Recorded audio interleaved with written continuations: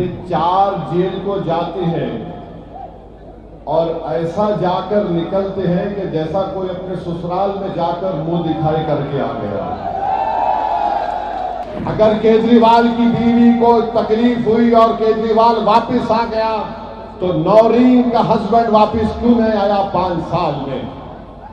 Jail का जवाब vote से होगा, जुल्म का जवाब वोट से होगा। मैं ये बात समझने से कासिर हूं कि दिल्ली प्रदेश का मुख्यमंत्री जेल को जाता है, उस पर भी तकरीबन उतने ही सीरियस आईपीसी के चार्जेस लगते हैं, पीएमएलए भी लगता है। मगर आखिर क्या वजह है कि सिसोदिया पर भी शराब का इल्जाम, केजरीवाल पर भी शराब का इल्जाम, जैन पर इल्जाम, खुद ओखला के आम आदमी पार्टी के मौजूदा एमएलए जो अनकरीब रिटायर होने जा रहे हैं इंशाअल्लाह, उनको भी जेल में डाला गया। ये 4 जेल को जाते हैं और ऐसा जाकर निकलते हैं कि जैसा कोई अपने ससुराल में जाकर मुंह दिखाई करके आ गया। 6 महीने मुख्यमंत्री केजरीवाल जेल में रहे, 6 महीने के बाद उनको बेल मिल गई। सिसोदिया 12-15 महीने रहे, बेल मिल गई। जैन काफी लंबा अरसा रहे, जेल मिल गई। यहां के मौसूफ जेल को गए, वापिस आए, फिर गए, फिर वापिस आए। आखिर इनके पास ऐसी कौन सी जादू की छड़ी है जो शिफा के पास नहीं है? आखिर ये क्या वजह है कि इनको इंसाफ मिल जाता है, इनके घर वाले इनसे महरूम नहीं होते, इनके चाहने वाले इनसे महरूम नहीं होते? अगर आज हमारी बहन शिफा की तलब में आपके दरमियान में आकर कह रही है तो हमारी बहन को भी वही हक हासिल है जो केजरीवाल की बीवी को भी हासिल है। याद रखो, अगर केजरीवाल की बीवी को तकलीफ हुई और केजरीवाल वापस आ गया तो नौरीन का हस्बैंड वापस क्यों नहीं आया 5 साल में? अगर सिसोदिया के घर वाले परेशान हैं तो क्या सिसोदिया, केजरीवाल और यहां के घर वालों की परेशानी शिफा और ताहिर हुसैन की तकलीफ से ज्यादा हो सकती है? क्या दोनों इंसान नहीं हैं? ये बात आपको गौर करना पड़ेगा। इंसाफ सबसे होना चाहिए। यहां मुकदमा चलता नहीं है, वहां मुकदमे की हियरिंग हो जाती है। यहां पर टाइम पे टाइम लिया जाता है, वहां पर बेल पे बेल दी जाती है। तो मेरे अजीज दोस्तों, मेरी इज्जतदार मां और बहनों, ये बात आपको समझना बहुत जरूरी है।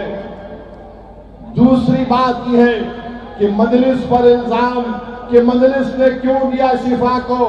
अरे याद रखो, अगर चुनाव फिर होगा फिर शिफा को देंगे, या जो जेल में बैठा है वो मजलूम है तो उसको टिकट देंगे। ये मजलिस की पॉलिसी है।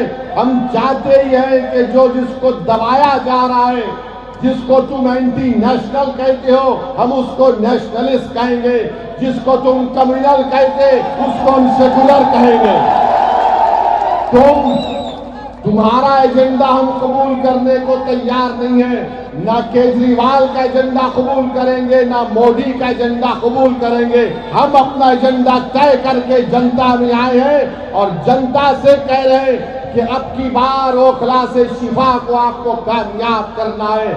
इसलिए कामयाब करना है कि एक पैगाम देना है उन वक्त के फिरौनों को कि तुमने जुल्म किया, तुमने ऐसे कई नौजवान बच्चे और बच्चियों को जेल में डालकर उनकी जिंदगियों को बर्बाद कर दिया।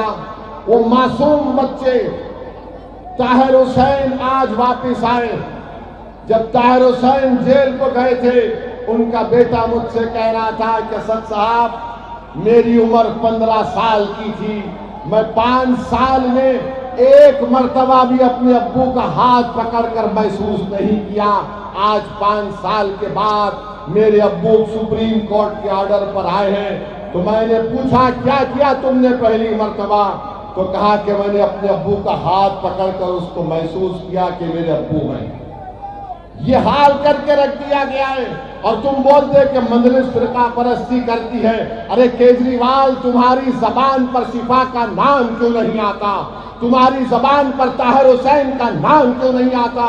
तुम्हारी जबान पर सैफी का नाम क्यों नहीं आता? अरे क्या जुल्म किया था इन्होंने?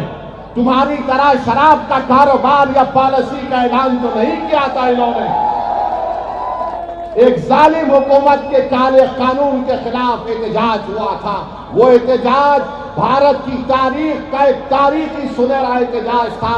जिस एहतजाज को हमारी माँ और बहनों ने शुरू किया, उस एहतजाज ने सारे भारत के नौजवानों को, हमको एक हौसला दिया और सारे भारत में शुरू हो गया शाहीन बाग हम भी बनाएंगे, शाहीन बाग हम भी बनाएंगे।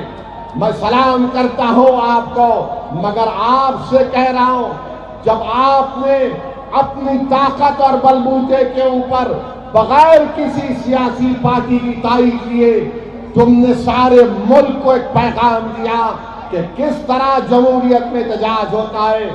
आपने कामयाब एहतजाज चलाया। आज वही एहतजाज की जरूरत है।